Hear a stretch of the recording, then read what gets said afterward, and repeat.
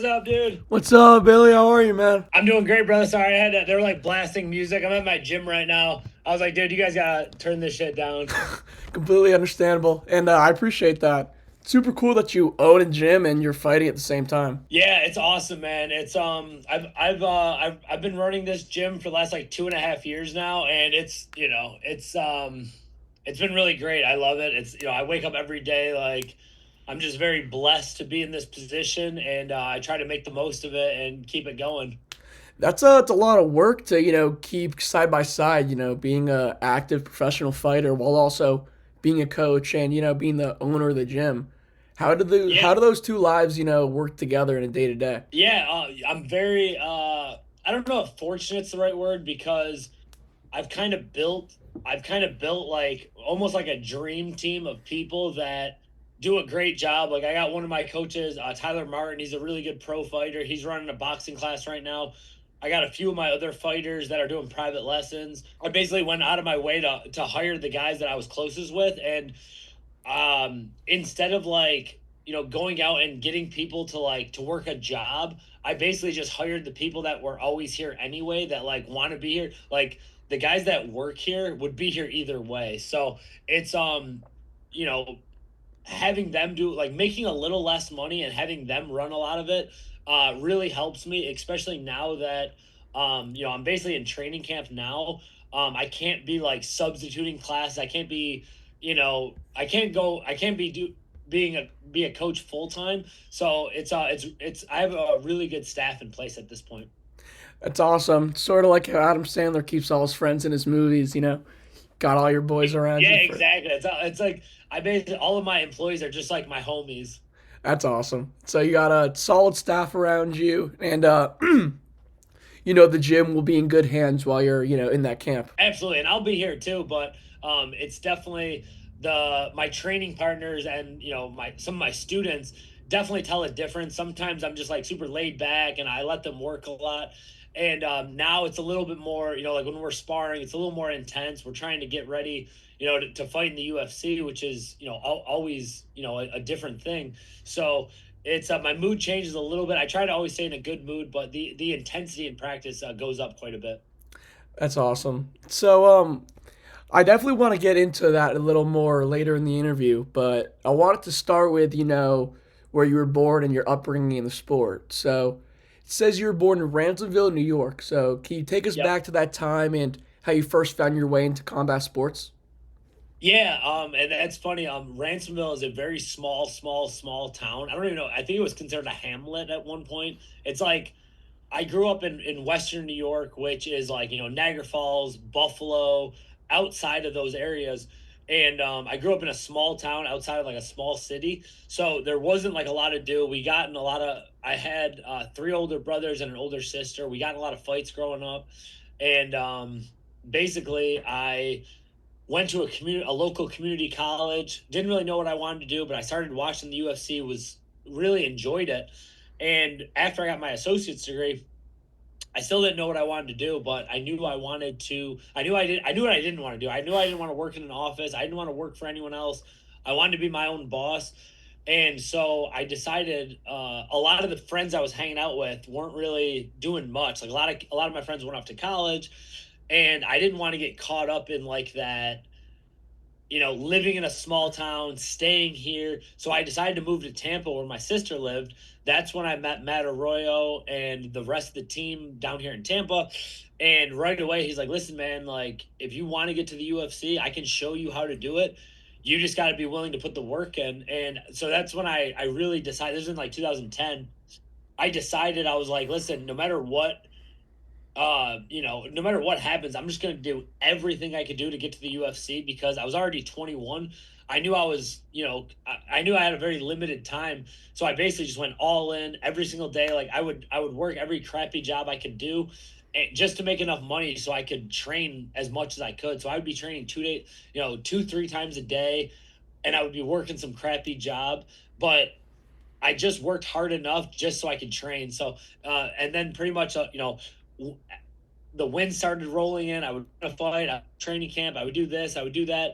And then slowly started climbing the ladder until eventually, I got on the Ultimate Fighter. That didn't work out. I kept going. I tore my ACL. I broke my hand. All kinds of crazy stuff happened, but I just kept sticking to the plan. I really didn't have a backup plan. And then eventually I got on the Contender Series, and now the rest is history. It's awesome. Yeah, I mean, from 2010 to 2015, it's a long time, but as a fighter, a small window to go from really committing yourself to getting onto the Ultimate Fighter. And so you got onto that show, Ultimate Fighter season 22 for Team Faber against Team McGregor. What was that experience like as a young fighter, just getting that call, getting that opportunity to work with a guy like Uriah Faber? Yeah, it was an incredible experience. I would never, after I lost on the show, I was still there for like 3 weeks, and I was like, it was like torture because I wanted to compete so bad. But being on the Ultimate Fighter was incredible because it was the first time I was around like a ton of world class fighters, like just like everywhere in the room. Uriah Faber had his whole crew of UFC guys. There was everyone, like everyone on their team was there. Everyone was training together. So every single day, like we had 4 hour practices with UFC champions, D1 wrestlers, up and coming fighters, guys that have been on the roster for years. So it was kind of a wake up call of like it was motivating because I got my looks. I had some good days and bad days, but it was also like eye opening. You're like, if you want to get to their level, it's possible, but you just really got to work as hard as what they're doing. Go above and beyond and do what they're doing. So it was both a wake up call, like you got to train harder, but it was also like motivating because I'm like, dude, I'm doing a lot of the right stuff. I won my first fight on the show, beat a really good guy, and I was winning rounds during training. So it was very motivating to, when went back to Tampa, I was like, you know what? I'm not ready for the UFC yet, but I bet in a couple of years I definitely will be. And it turned out I was. So it seems like you learned a lot about yourself during that time, as a fighter and a person. And like you mentioned, there are all of these stars around you. Is there anyone in particular that, you've took some skills mentally or physically during that time that you think that, you apply to your career now? Yeah, like the Uriah Faber was just the man. Like I still every now and then we'll message each other. He's just a great role model, and not only with like the fighting side, but like the business side. He's actually a really savvy businessman that a lot of people don't see. Like he's got a bunch of properties. He's owned Team Alpha Male forever. They've produced so many, world champions, high level UFC fighters. So I would say, yeah, Uriah Faber was definitely like someone that I loved being around. Guys on the show like Ryan Hall was awesome. Like I knew who he was before. He actually taught a seminar at my gym years before it, so I knew who he was. He's a very interesting person, and learned a lot from him because we didn't have cell phones in the house, so we spent hours talking to each other just about our lives and where we're from and what we do and our families. So I learned a lot about a lot of the guys there. Julian Erosa was another guy I always talk about. Like he's one of my favorite fighters, one of my favorite people in the UFC. So there was definitely some guys that were on the show, and there were some fighters that were coaching that really helped me out too. That's awesome. You name a lot of cool names: Ryan Hall, Juicy J, and obviously Uriah Faber. So, a little more on Faber. He's, like you said, a businessman, an awesome fighter, and also a pretty awesome personality, too. And we saw that on the show. I don't know if you heard, but in that last fight that you had, both McGregor and Faber were more focused on the fact that you looked like a mix of Channing Tatum and Mark Wahlberg than the actual fight. Did you ever hear about that? And what do you think about that? Yeah, I watched the show after. We had a good laugh about it. My family and people in like my like at the gym and stuff like made jokes about it. And that is it's one of those things that like you try to stick out in any way. So it was definitely a good it's a funny thing that they brought up that like people remember from it. So that was definitely a good memory. I have a lot of good memories from like the Ultimate Fighter, the Contender Series. And I'm telling my young fighters this now, like we had like an amateur venue we went to the other day, and it was in like this like tiny brewery. And I was like, listen guys, you got to come to like these like really like small shows before you're at like the Madison Square Gardens and the T-Mobile arenas. And but I always tell them, like, my wife always says it. Some of the best memories that we had were like at like these like tiny venues, like nightclubs and community colleges and like these crazy venues. So it's all about the journey, and that was just a funny moment that it's it is what it is. Yeah, and you mentioned the journey, and you yourself, you're a guy who really, did grind through that journey, with the Contender Series, with the Ultimate Fighter, with the regional circuit, and you were there for years, winning, the King of the Cage lightweight championship, Strikeoff FC's featherweight championship, and then you earned that contract on the Contender Series in 2019. What was that grind actually like, after the Ultimate Fighter, and what kept you going until that Contender Series call? Yeah, it's winning the Contender Series was the most fulfilling moment of my professional life, because there's obviously so many doubts along the way, especially after the Ultimate Fighter, where they're like, dude, you're not ready, like, so kick rocks and get out of here. And to come back and just to keep grinding, I was like, listen, man, I believe in myself. I don't really care who else believes in me. And a big part of it, which I always tell people, is I never gave myself an out, meaning like I never worked on a big backup plan. Meaning, like, I know people now like have like professional lives and they do this and that, and to me, it gives them an easy out. Like, oh, if this doesn't work out, I'll do this. And I remember after the Ultimate Fighter, I was like, dude, I don't have a choice to go back to the gym. I already invested, 7 years of just nonstop training. I have to see this through, right? So I just never gave myself an option to quit on myself, and it definitely paid off, obviously, for me. But I see a lot of people, they like kind of want it, but they also would be okay with settling for something else, and I just never gave myself that opportunity. That's awesome. And it honestly, obviously fared well for you as you went on to win the Contender Series and are continuing this career in the UFC. So going on that onto your professional wins, you hold a black belt in BJJ, and you have 5 submission wins on your record. How much of your identity as a fighter do you think is tied to the ground game? It definitely, so, without jujitsu, obviously I wouldn't even be here. A lot of my early fights, I didn't care if the fight, like, I didn't care where the fight went at all. I was like, dude, if I'm gonna come out here and throw punches as hard as I can, I'm gonna look to take you down. If you take me down, I don't care, because I'm gonna submit you, or I'm gonna get on top of you and submit you. So it was a fun mentality to have.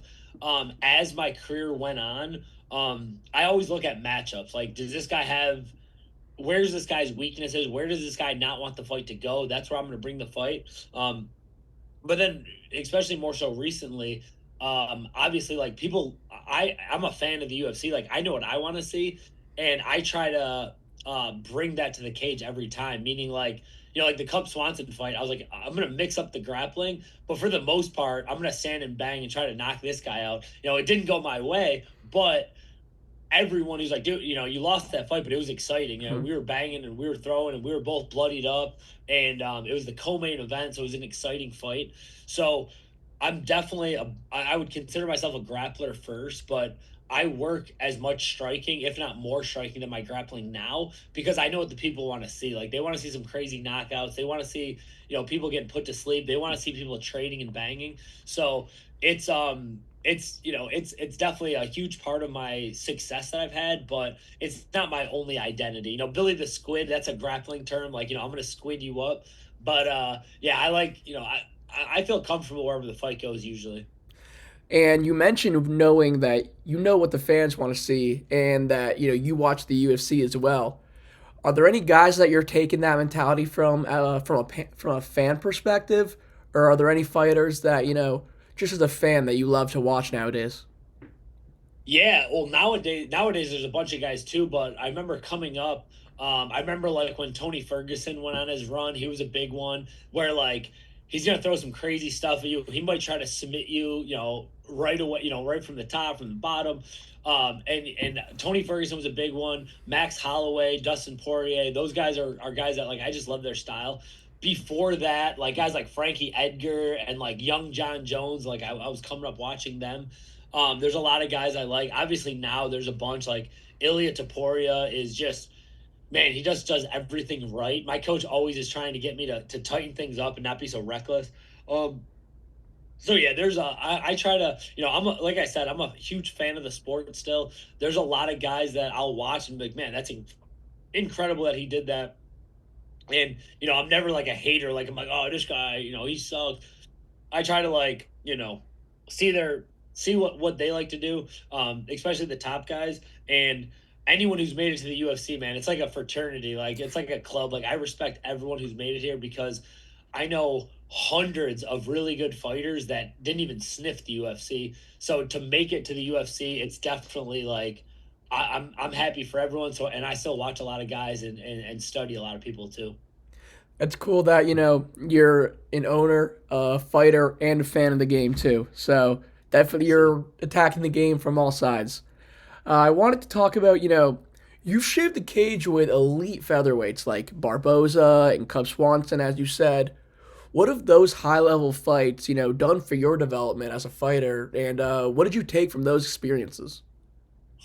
yeah, that's a good question. So the Barbosa fight, man, that's one of the fights where I was like, what was I thinking?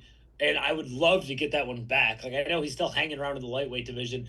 With the Barbosa fight, it was the first time where I was like, damn, this guy is like like a legend to me. You know what I mean? Like I watched all his fights, I watched him knock out everyone, and what threw me off with that fight was I watched Bryce Mitchell go out there and take him down pretty easily. And but what I wasn't considering is like that's not my game. Like I'm not like I'm gonna grind with you. I'm gonna grapple with you the whole time and just shoot, shoot, shoot, shoot, shoot. I am more of like I'm gonna stand and bang with you and mix it up. And when the opportunity comes where I'm gonna wrestle with you, then I'm gonna wrestle with you. So the thing I learned from that fight is play your game. Don't try to be someone different because if you remember that whole fight, like I would basically throw like one punch and then I would shoot in. I would throw one punch and shoot in. And he obviously I kept doing the same thing over and over and he timed it and kneed me into oblivion. So with that fight, it was like after I was like, what am I thinking? Like, no shit that didn't work for you. Like that's not your game. Like, and I wasn't I think I put his striking too much on a pedestal where I was like so anti wanting to strike with him. It was like just wrestle, wrestle, wrestle. And I look back on it, I'm like, dude, my striking was doing fine against him. I was busting him up. I was landing good shots. He wasn't like hurting me. And so there was a lot of regret in that fight. So I definitely learned a lot from that. But at the end of the day, like it's the only time that really happened to me, that situation. The Cub fight, I was like, man, you just got a little I was a little overconfident. I felt like I already took his best punches. I didn't mind just marching him down coming forward. And he loaded up on the cleanest, 3-2 that's ever landed. And credit to him because I know we were both in a dogfight and he's the one who landed the big shot. So I nothing but respect for either one of those guys. I learned a lot from it, and I'm really hoping that I don't care if it's the next fight or in two fights. I definitely want to get matched up with some more big names before my career is over.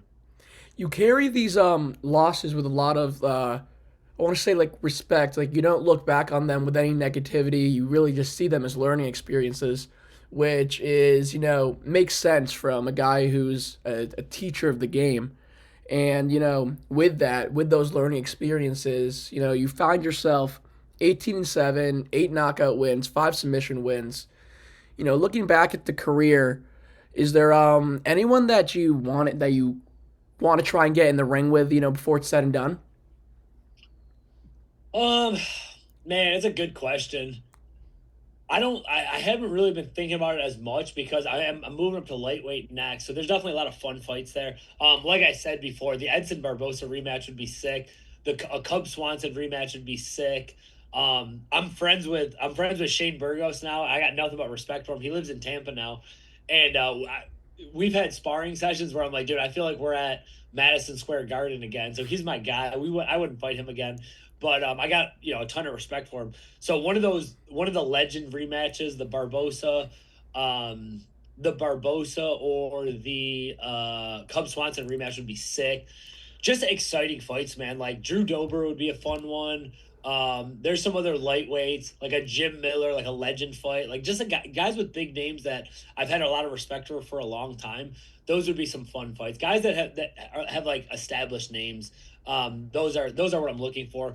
Next fight, if I get matched up with someone, a young up and comer, I'm fine with that too. But big names are what I'm looking for, and big stadium fights, because I always look back at the stadium fights. I'm like, dude, the energy is just so insane. And I know after my career is over, I'm never going to be able to duplicate that again. Where the Apex fights, I could duplicate that in my own gym and have 50 people over and watch someone spar. So I definitely want a stadium fight, and I want some big names. And I think, with a guy as established as you in the UFC, that's not a big ask at all. I think a guy like Jim Miller, who's also coming off a win, you spoke about having a possible fight coming this summer. So after that fight, two victories, that fight would, completely make sense in my eyes. Yeah, yeah, I got some work to do. I'm coming off some losses. This is the first time I've ever lost two fights in a row.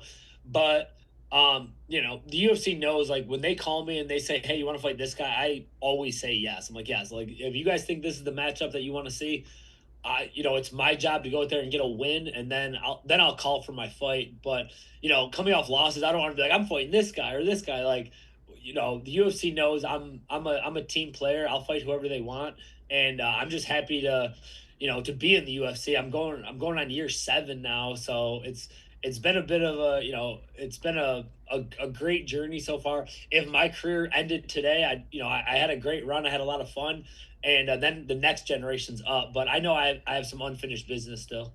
Yeah, 7 years. You're a guy who's been in the game for a long time, a lot of experience, and you've also gone through a lot of adversity. Now it's probably around a year post-op since your meniscus repair. Can you tell me more about how that recovery has gone, and with a fight coming up, what kind of version of Billy Q can we be expecting? Yeah, I think that's gonna be the best version that we've seen, because people like, I'm 37 now, I'm getting older, but I'm really just getting more experience, and I've learned from my mistakes. The knee's not gonna be an issue at all. It took a lot longer than I expected, because the first few months I was like, man, this thing is not healing as quick as I like. But I'm getting older, I'm getting more mature. I'm prioritizing certain recovery, certain training, doing a lot of stuff I don't want to do just to make myself better. So I think you're gonna see the best version of me, especially at 155. I'm giving myself an opportunity where I'm not gonna kill myself with the weight cut.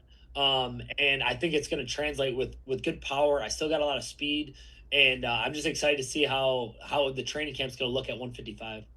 Yeah, you mentioned the early time in that recovery going a little slower than you wanted. Like you said, it ended up going well, and you're fighting. So what did that time away? Just you were out for a year, recovering, focusing on owning the gym. What did you learn about yourself? As a coach, as a person, and as a fighter? Yeah, well, it wasn't my first injury, unfortunately. So it was just kind of like, oh, here we go again, because I've done the rehab on my other knee. I've had ACL surgery. I've had a broken hand that we got some plates put in. So it was just like, I understand what it is now. It's part of the game. No one goes through their MMA career without getting pretty bad injuries. So it was kind of like a reset. Okay, this is what we got to do. We got to build back better. We can't, you can't go into this next fight as the same fighter you were before, because everyone watches film, everyone understands the game. So for the last few months especially, I've been working on a lot of new techniques. I've been working with different coaches. I just want to go out there and be a better version of myself. And I know that's not possible if I keep doing the same stuff over and over again. So I've been working a lot of new stuff. I've been training different methods, and it's going to show in this next fight. I think I'm going to put on a hell of a performance. Yeah, so you're learning a bunch of new things. You sound eager, super excited to get back in the ring. And like you said, you teased that fight coming soon in August. What more can you tell us about that? Or are things, still in the works? Yeah, it's still in the works. So I was hoping to fight like a couple months ago, but I don't know where there's like some kind of miscommunication. But Sean Shelby was like, "Hey, listen, We're gonna get you in July or August. They're just, the UFC's stacked with talent right now. So, I'm just gonna take that time to get better, and I'm not gonna be down like, oh man, I wanted to fight last month. I know, like, when they give me a time and a place and an opponent, I'm just gonna put everything I have into going there and getting a win. It's the only thing that I'm gonna be focused on. And I don't have any names yet. I would let you know, but I'm hoping it's gonna. I imagine it's gonna be a banger of a fight. And, with it being in that July to August range, there's a lot of really big events going on around that time. There's Philly, OKC, Belgrade. Do any of those events in specific call out to you? Are you, more of a guy who likes to try and not go to the other side of the world for a fight? Or are you anytime, anywhere, the bigger the stage, the Yeah, better? I've never really traveled to, like, I've gone to Abu Dhabi to corner Matt Furbola, my teammate. I've done stuff like that. I've never traveled super far to fight myself. I like the idea of like an Oklahoma City. I love the idea of Philly, which I've been to a bunch of times. I like those fights. My wife's pretty pregnant right now, so I think if I went to like the other side of the world, it would she'd be a little concerned, but at the end of the day, she knows what I signed up for, and wherever they want me to go, I'd be down with. Well, for starters, congratulations. Thank And you. And being in Tampa, Philly isn't, that far. And that's UFC 330, numbered event and Yep. big stadium. I feel like that would be an awesome match for you.